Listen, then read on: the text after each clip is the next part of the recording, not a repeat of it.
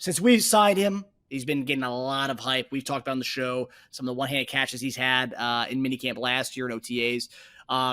Peter Schrager of NFL Network had Justyn Ross as his top 5 breakout wide receivers this year coming up.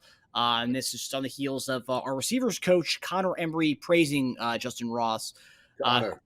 He said he worked hard last year. He was in every meeting and all the stuff that everyone else was at. So kind of got a year under his belt also, just without playing aspect of it.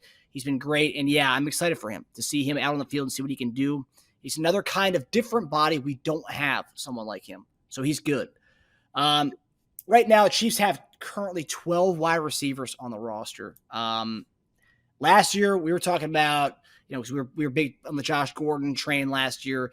We didn't know if we were going to keep 7, 8 wide receivers. Yeah. With 12 guys we have on the roster right now, obviously 90 man, how many receivers do you think we're going to carry going into the season? And do you think Justyn Ross will be one of those receivers? And also talk about what the receiver coach said about how we don't have a body like him. And we don't really. Yeah. No, man, Connor, I know Connor is, his pops was the tight ends coach with the Kansas City John Embry. Oh, wow. He's my tight end coach. Yeah, so Connor's been around, man. He, went to UCLA. He's a wide receiver, came into the league. So he knows. He sees it. So I trust his word of what he's saying. But the thing is, hopefully for everything like Connor said, hopefully everything he's learned being in meetings and just being around translate to being on the field. And so we know this guy has talent. We know he's a talented wide receiver. He knows he was probably a top pick, probably first 2 or 3 rounds, and probably has a chip on his shoulder for not being, chosen that way. So he's got a lot of incentive, man. He's got a lot of challenges as far as like competing against guys.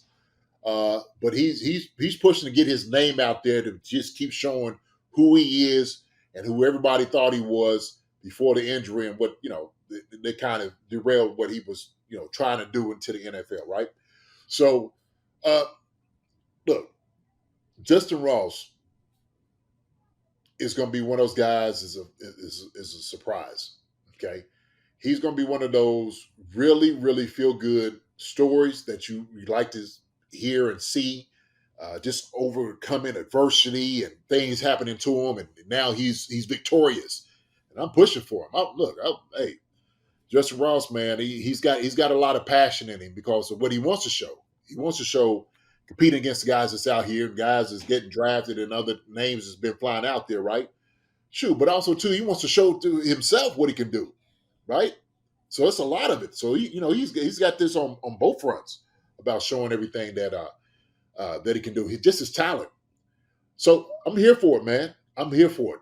But make no mistake about it, man. There's going to be some roster fights this season. It is going to be some fights this season. We got to look. 12 guys on the roster, man. That's huge. That's huge. And there are a lot of talented receivers. That's another thing.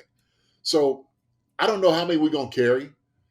I had to think we're going to be around 7, at least 7. Shoot, man, you might get a guy thrown in, maybe 8, maybe somewhere. I don't know.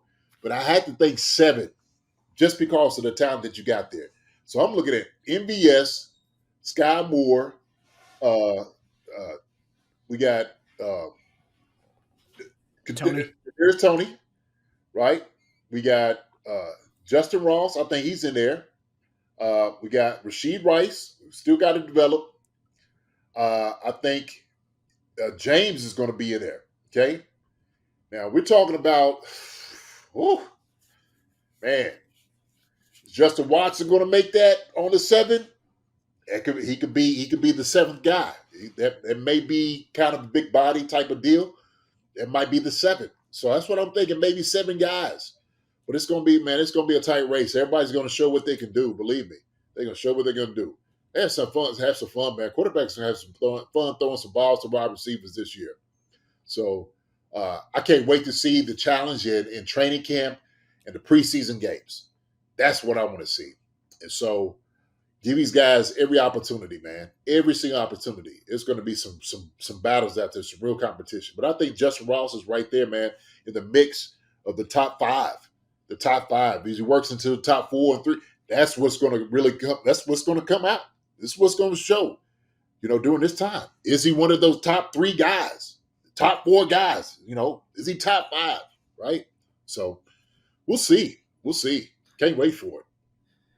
And kind of going on what Coach Embry said, like he's so different. He's a different kind of guy that we don't have. And it's like he's just looking at it. I guess just looking physique, right? You got KT and Skyy together.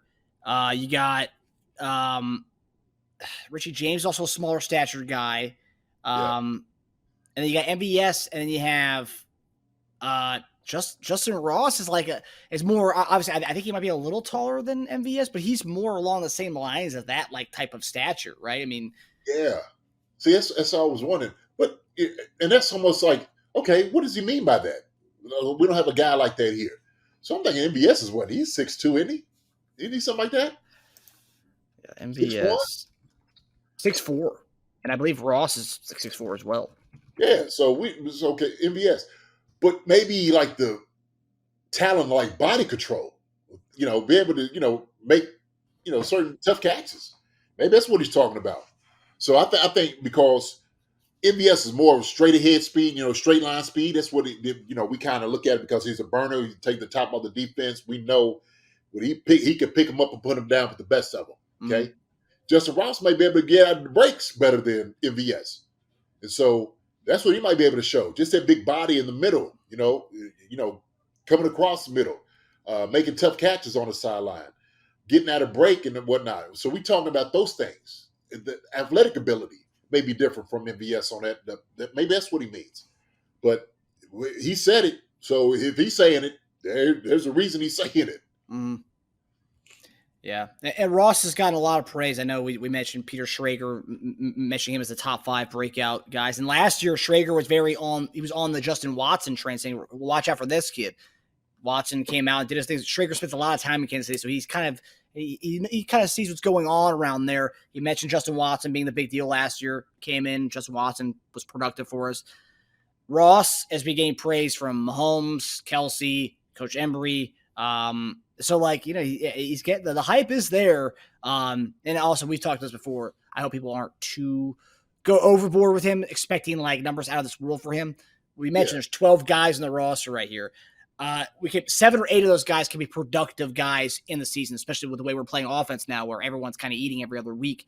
That's going to be tough to get significant numbers. Him getting any numbers would be great because there's 12 guys he's competing with for this a spot to be in this active roster. So, it's going to be an interesting battle. Man, he ain't played an NFL football game. Yeah. So like you said, any numbers, it would be great numbers. We can project whatever. Look, everybody's got to pick their pony. Okay, I get it. Peter's picking his pony right now for the breakout. And the thing is, he gets a pat on the back if he's right. Right? Nope. Oh my God, look at Peter. They're knocking it out the park again and whatnot. Shoot. So, hey man, Peter's picking his pony. I like Justyn Ross. I love it because I just love the competition that's in the room. I love the whole group. I do. The thing is, we've been talking about D-Hop because we just talk about the talent D-Hop gives and whatnot. We understand the contract and the money thing is the difficult part of it. But the guys talking about just the talent in the room, I said, man, these guys are not chopped liver. These guys are just not some guy. These guys are guys. Yep. These guys are real dudes. These guys are talented guys that can go get it, pick them up, put them down, catch anything. We know what we have in at wide receiver room. We know we have on our roster. So I'm excited about it all. I am. I'm excited about it all. And so Justyn Ross is just one of those guys that fits the bill, a guy that I'm excited about. Yep. Yeah, there's so many different competitions. You got obviously 12 receivers. You have 1 million tight ends. I think we have 5 with Fortson, Gray, Bell, Kelce, Bushman. Did I say Bushman? Bushman 5. Bushman's number 5. Yeah. And then running backs. I mean, look, the skill players. I mean, we have it's so deep. And then the running backs. Ely, Prince, Pacheco, McKinnon, CH. And I think that's it. Is it? That's tough right there. Just naming them. That's a lot. That's a lot. That's a lot. It's good talent. And the thing is, when we name these players, it all fits into what Andy Reid does well game planning wise. Offensively, like these guys fit what we do, and so it's good to have somebody that is an added bonus, like a Justin Watson, you know, who can Justyn Ross, who is 6'4", who can go up and catch balls. Hey, look, I hope and I pray this man is healthy. So that's it. That's all. Yep. We'll add on to the roster, man. Let's just we go where with it. Between running backs, tight ends, and receivers, that's 22 players. Yeah, it's deep. That's a lot. Deep. They have some decisions to make this offseason or this upcoming season. Yes, they do. I mean, what's that? I said they ain't gonna make it easy for him either. So. No. And also, I think the thing with Ross, because he's gotten so much hype, if he goes to practice squad, he'll be ending up somewhere else. He's gotten a lot of hype, and obviously we'll see what he does in his preseason. And if he shows flashes, obviously I think we're going to keep him on the active roster. But if he does a little bit during preseason and he goes to the practice squad, someone else is going to take him, and good for him because any of these guys get picked up by another team to be on an active roster. Great for them. You know what? I think he's kind of I want to say a Brett Veach project. Okay. But I think he's one of those guys that now we're gonna hold on to this guy. You know what I'm saying? We're gonna hold on to him. We're gonna make sure he's getting a roster spot if he's working hard, and you're supposed to reward him if he is doing what he's supposed to be doing out there on the field, right? So, shoot, I think, but Brett Veach might have a guy that he loves. He fell in love with. I'm saying this because I was watching an episode of Dwight Clark. And how what's the name? God, Bill Walsh loved Dwight Clark, and Dwight Clark thought he was going to get cut. He said he never took his clothes off out of his locker and his bags. And Joe Montana was like, "Man, what are you doing?" It's like, "Man, you're going to make the roster." And who solidified it was obviously Bill Walsh. He was Bill Walsh's guy. Wow. And so, but he thought he was going to get cut every week. He just thought like, hey, man, I'm just being here, I'm being a body and stuff. Man, Bill Walsh loved him, watched everything he loved doing, explained the offense to him. And he said, he started understanding the game a little bit more, because Bill Walsh, but, obviously because of his, his intellect into the game and whatnot, he was like, man, he just made it easier for me. He said, the only reason I was here was because of Bill Walsh. So, yeah, man, it was a great segment. God rest his soul. Yeah, that's cool. Because I'm sure you've seen that before with certain position coaches, certain coaches, like that's their guy. Like somebody on the team was like, that's their guy. They're gonna vouch for them. Yeah, and so if Connor's sitting over here and he's like, look, this guy's got a lot to him that we just don't have here, then okay, you need to see that too. That Well, we usually see, and Hard Knocks doesn't really go into this stuff because usually when it's cut day, they don't really go into the kind of internal battles they have over guys getting cut, guys not getting cut. You see a draft day where there's certain guys who have, let's draft this guy, and certain people are unhappy in the draft room and stuff. But I don't know if you ever heard of something like this like the internal stuff that goes on when they're trying to cut down to the 53, like certain coaches will go to bat for a certain guy they want on the team, but that guy doesn't end up making the team. That they lose battles. Have you ever heard of such a thing happen? You got to be somewhat neutral. You have to be, but obviously coaches do have their favorites. Coaches do believe like certain guys should make it, and I know they go battle for certain guys, right? And listen. And what they do is like, well, look, we all gonna have to agree on this guy, okay? For him and you need to at least verify or like justify why this guy has a roster spot. I want you to justify it because if you're standing on this, your name is standing on this guy, okay? And it could be your job. They can start looking at you like, well, this, hey, I know it's your guy, but is he? Hold on. Is he? Can you still see me? Yeah, I can see you. All right. Is he is the guy? You want to go to bat for, lose a job over? Is he that type of guy? That's what it is. All right. Somebody's calling in. Oh, you're good.